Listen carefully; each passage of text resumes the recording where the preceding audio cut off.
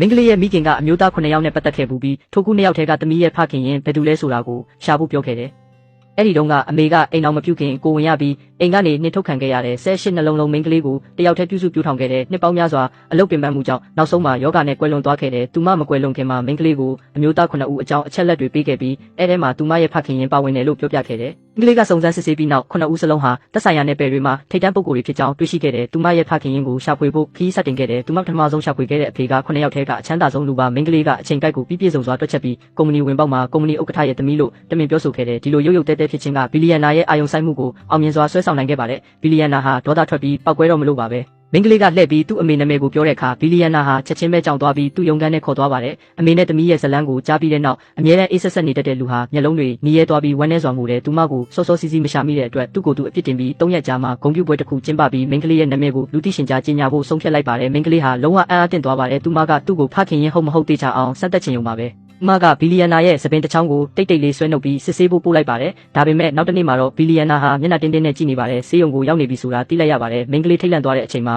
ဘီလီယံနာကမချေမနှက်နဲ့မေးလိုက်ပါတယ်။မိန်းကလေးကစိတ်ပြောင်းသွားမှာကိုစိုးရိမ်ပြီး DNA စစ်ဆေးမှုကိုချက်ချင်းဆုတ်ဖြစ်လိုက်ပါတယ်။ဘီလီယံနာကဂုဏ်ပြုပွဲစီစဉ်ကိုချက်ချင်းပဲရှေ့ကိုရွှေ့လိုက်ပါတယ်။ပွဲမှာတော့မိန်းကလေးကစီစဉ်ပေးတဲ့အိမ်အောင်ရေးကိုရှောင်ရှားဖို့စပင်ကိုတမင်တကာရုပ်ဆိုးတဲ့ပုံစံပြင်လိုက်ပါတယ်။ဒါပေမဲ့ဘီလီယံနာကသူမရဲ့ပုံစံတစ်ကိုချီးကျူးခဲ့ပါတယ်။ဧည့်သည်တွေကဘာမှမပြောရဲပဲချီးကျူးစကားတွေပဲဟန်ဆောင်ပြီးပြောခဲ့ကြပါတယ်။ချမ်းသာတဲ့အမွေဆက်ခံသူငယ်ရွယ်သူတွေကသူမကိုချစ်ရေးဆိုဖို့ရှေ့တိုးလာကြပါတယ်။မွေးစားသမီးကမနာလိုစိတ်နဲ့ဒေါသထွက်သွားပါတယ်။မွေးစားသမီးကမိန်းကလေးကိုလူသိရှင်ကြားနှိုးဆွခဲ့ပါတယ်။မိန်းကလေးကလှောင်ပြောင်ပြီးနင်ဟာအတူအယောင်တယောက်သာဖြစ်တယ်လို့ပြောပါတယ်။မွေးစားသမီးကလည်းအဲ့ဒီလက်ကွက်ကိုထပ်ပြီးလဲကျချင်အောင်ဆောင်ခဲ့ပါတယ်။ဒါပေမဲ့အချမ်းသာဆုံးလူကအဲ့ဒီနေ့ကစပြီးမွေးစားသမီးကိုဆက်ဆံရေးအားလုံးကိုဖျက်တောက်ပြီးသူ့အိမ်ထဲကိုဘယ်တော့မှမဝင်ရဘူးလို့ချက်ချင်းကြေညာခဲ့ပါတယ်။ဘီလီယံနာဟာမိန်းကလေးကိုကာကွယ်ပေးနေတဲ့လွှမ်းမိုးမှုရှိတဲ့မြင်ကွင်းကသတင်းမှာတိုက်ရိုက်ပါသွားပါတယ်။ဒီမြင်ကွင်းကိုအဝေးကနေနာမည်ကြီးတရုတ်ဆောင်မင်းသားကြီးတယောက်ကမြင်တွေ့ခဲ့ရပါတယ်။သူကမိန်းကလေးရဲ့မျက်နှာကိုစိုက်ကြည့်ပြီးသူကမိန်းကလေးကရှာဖွေနေတဲ့ဒုတိယဖခင်ဖြစ်လို့သူ့ရဲ့အချိန်စရာအားလုံးကိုချက်ချင်းဖျက်သိမ်းလိုက်ပါတယ်။